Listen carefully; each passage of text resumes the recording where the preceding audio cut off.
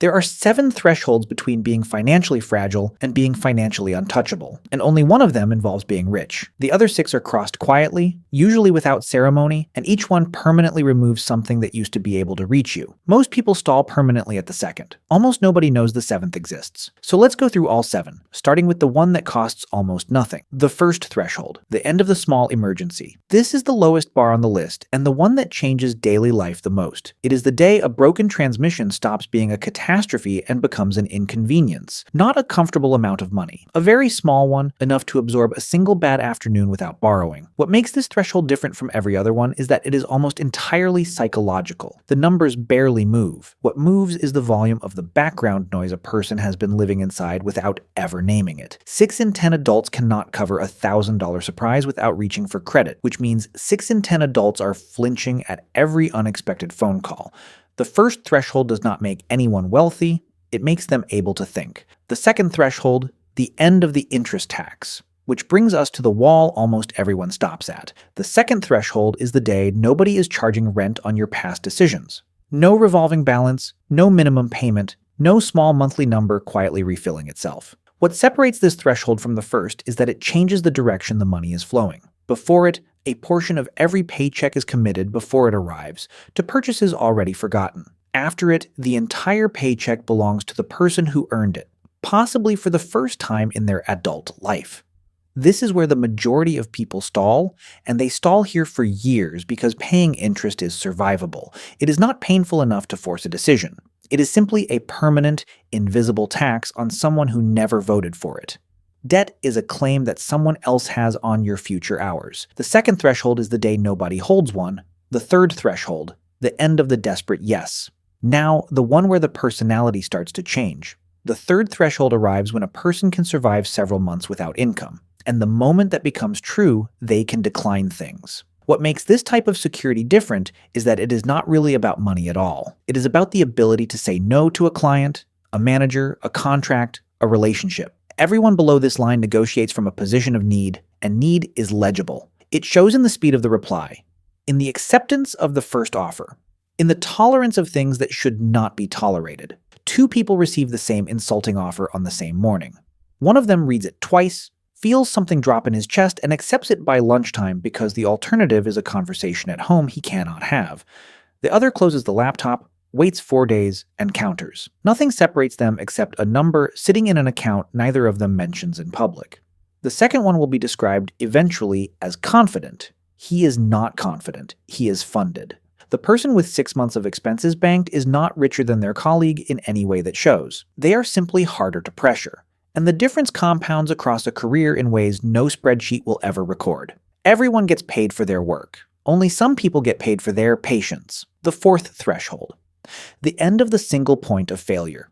Closely related, but built out of structure rather than savings. The fourth threshold is the day a person's income no longer depends on one decision made by one other person in one building. What separates this from a raise is that a raise deepens the dependency. A second income stream, small, unglamorous, possibly embarrassing, does the opposite. It does not need to replace the salary. It only needs to exist because the existence of a second source changes what the first one is capable of doing. A man earning $200,000 from one employer is more fragile than a woman earning $90,000 from 3 sources. The first has a better life. The second has a better position. And positions matter more than lifestyles at every moment except the ones that are going well.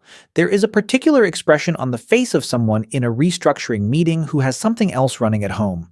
It is not relief, and it is not smugness. It is the specific calm of a person listening to news rather than receiving a verdict. And every manager in the room can read it instantly, which is exactly why that person is rarely the one they choose. A single income is not a salary. It is a single point of failure with a direct deposit attached. The fifth threshold. The end of trading hours. Now the one that almost nobody crosses.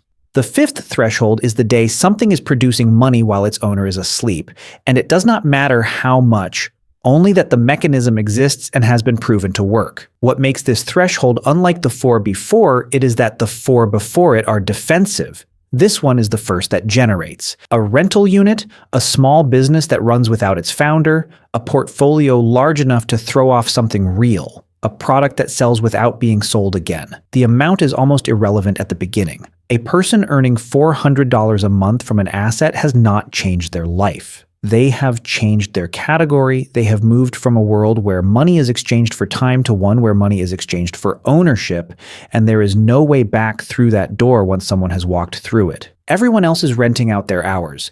The fifth threshold is where a person starts collecting rent instead. The sixth threshold, the end of the requirement, which is precisely what this next threshold makes permanent. The sixth is the day the assets produce enough to cover the cost of an ordinary life without anyone touching the principal. This is the one people mean when they say the word rich, and it is the only one on this list that involves a large number. What separates it from the fifth is not effort but scale. Nothing about the mechanism changes: the same rent, the same dividends, the same boring business.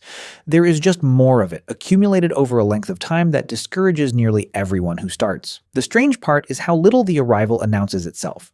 There is no letter, no ceremony, no moment where a threshold is visibly crossed. Somebody notices on an ordinary evening that the arithmetic has quietly stopped requiring them and then goes to work the following morning anyway. Because 30 years of habit does not dissolve because a spreadsheet changed. And here is the part that surprises people. Most who cross it keep working. The work simply stops being a requirement and becomes a preference. And that conversion is the entire prize. The job is unchanged. The relationship to it is unrecognizable. Wealth is not the absence of work. It is the absence of obligation. And finally, the seventh threshold, which might be the strangest one of all. The seventh cannot be bought, and it is the only one that stays after the others fail. It is the day a person no longer needs money to feel like a person.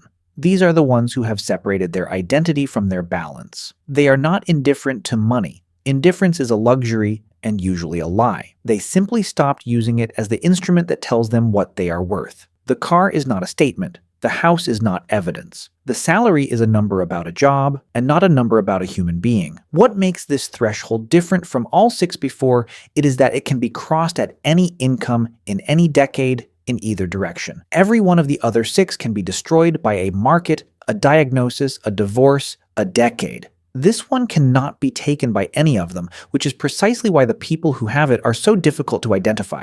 They are not performing anything. There is nothing to see, and this is the one the wealthy most often fail to cross. A person can clear all six thresholds and remain permanently, exhaustingly fragile because the number keeps having to be bigger to prove the same point, and no number has ever finished that argument. Meanwhile, someone 3 threshold behind them is genuinely untouchable, and nobody in either life can tell. So the day you become financially untouchable is not the day the account gets large. It is the day the account stops being able to determine what kind of day you're having, which means the whole thing runs in the opposite direction from how it's usually described. Money doesn't buy the freedom. Money removes the specific listed things that were reaching you. One threshold at a time, quietly. On ordinary Tuesdays, nobody marks. And the last thing reaching you was never the market, or the landlord, or the employer. It was the belief that the number was the measurement. You are standing at one of these 7 right now. Most people are somewhere between the second and the third, and have been for years without ever knowing there was a line there at all. The next one is closer than it looks, and crossing it will feel like nothing. That's how you'll know it happened. If you made it this far, you're the kind of person this channel is for. Subscribe. See you in the next video.